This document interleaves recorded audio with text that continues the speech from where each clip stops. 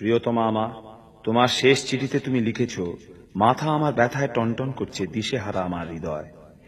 তুমি লিখেছ, যদি ওরা তোমাকে ফাঁসি দেয়, তোমাকে যদি হারাই, আমি বাঁচব না। তুমি বেঁচে থাকবে প্রিয়তমা বধূ আমার, আমার স্মৃতি কালো ধোঁয়ার মতো হাওয়ায় মিলিয়ে যাবে। তুমি বেঁচে থাকবে আমার হৃদয়ে রক্তকেশী ভগিনী। বিংশ শতাব্দীতে মানুষের শোকের আয়ু বড় জোর 1 বছর। মৃত্যু দড়ির এক প্রান্তে দোদুল্যমান, সব দেহ আমার কাম্য নয় সেই মৃত্যু। কিন্তু প্রিয়তমা আমার, তুমি যেন জল্লাদের লোমশ হাত যদি আমার গলায় ফাঁসির দড়ি পরায়, নাজিমের নীল চোখে ওরা বৃথায় খুঁজে ফিরবে ভয়। অন্তিম উষার অস্ফুট আলোয় আমি দেখব আমার বন্ধুদের, তোমাকে দেখব। আমার সঙ্গে কবরে যাবে শুধু আমার এক অসমাপ্ত গানের বেদনা। বধূ আমার, কেন তোমাকে আমি লিখতে গেলাম? ওরা আমাকে ফাঁসি দিতে চায়। বিচার সবে মাত্র শুরু হয়েছে, আর মানুষের মুন্ডুটা তো বোঁটার ফুল নয়, ইচ্ছে করলেই ছিঁড়ে নেবে। নতজানু হয়ে আমি চেয়ে আছি মাটির দিকে, উজ্জ্বল নীল ফুলের মঞ্জরিত শাখার দিকে আমি তাকিয়ে।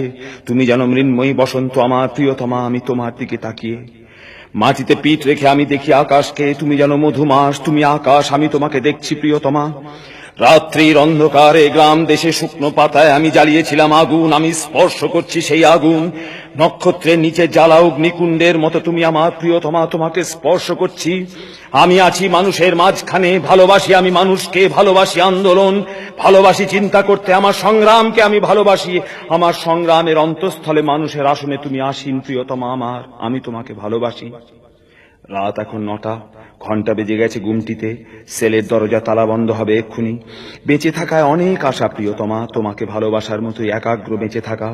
কি মধুর, কি আশায় রঙিন তোমার স্মৃতি। কিন্তু আর আমি আশায় তুষ্ট নই, আমি আর শুনতে চাই না গান। আমার নিজের গান এবার আমি গাইব। আমাদের ছেলেটা বিছানায় শয্যাগত, বাপ তার জেলখানায়। তোমার ভারাক্রান্ত মাথাটা ক্লান্ত হাতের উপর এলানো। দুঃসময় থেকে সুসময় মানুষ পৌঁছে দেবে মানুষকে। আমাদের ছেলেটা নিরাময় হয়ে উঠবে, তার বাপ খালাস পাবে জেল থেকে। তোমার সোনালী চোখে উপচে পড়বে হাসি। যে সমুদ্র সব থেকে সুন্দর তা আজও আমরা দেখিনি, সব থেকে সুন্দর শিশু আজও বেড়ে ওঠেনি, আমাদের সব থেকে সুন্দর দিনগুলো আজও আমরা পাইনি। মধুরতম যে কথা আমি বলতে চাই, সে কথা আজও আমি বলিনি। কাল রাত্রে তোমাকে আমি স্বপ্ন দেখলাম, মাথা উঁচু করে ধূসর চোখ তুলে তুমি আছো আমার দিকে তাকিয়ে। তোমার আর্দ্র ওষ্ঠাধর কম্পমান, কিন্তু তোমার কণ্ঠস্বর আমি শুনতে পেলাম না। কৃষ্ণপক্ষ রাত্রে কোথাও আনন্দ সংবাদের মতো ঘড়ির টিকটিক আওয়াজ, বাতাসে গুনগুন করছে মহাকাল। আমার ক্যানারির লাল খাঁচায় গানের একটি কলি, লাঙল চষা ভুঁইতে মাটির বুক ফোড়ে উৎকট অঙ্কুরে দুরন্ত কলরব, আর এক মহিমান্বিত জনতার বজ্রকণ্ঠে উচ্চারিত ন্যায্য অধিকার। তোমার আর্দ্র ওষ্ঠাধর কম্পমান, কিন্তু তোমার কণ্ঠস্বর আমি শুনতে পেলাম না।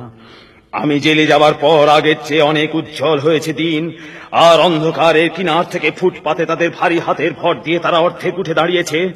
আমি জেলে যাবার পর সূর্যকে 10 বার প্রদক্ষিণ করেছে পৃথিবী, আর আমি বারংবার সেই একই কথা বলছি। জেলখানায় কাটানো 10টা বছরে যা লিখেছি সব তাদেরই জন্যে যারা মাটির পিঁপড়ের মতো, সমুদ্রের মাছের মতো, আকাশের পাখির মতো অগণিত, যারা ভীরু, যারা বীর, যারা নিরক্ষর, যারা শিক্ষিত, যারা শিশুর মতো সরল, যারা ধ্বংস করে, যারা সৃষ্টি করে, কেবল তাদেরই জীবন বৃত্তান্ত মুখর আমার গানে। আর যা কিছু, ধরো আমার জেলের 10টা বছর শুধুমাত্র কথার কথা।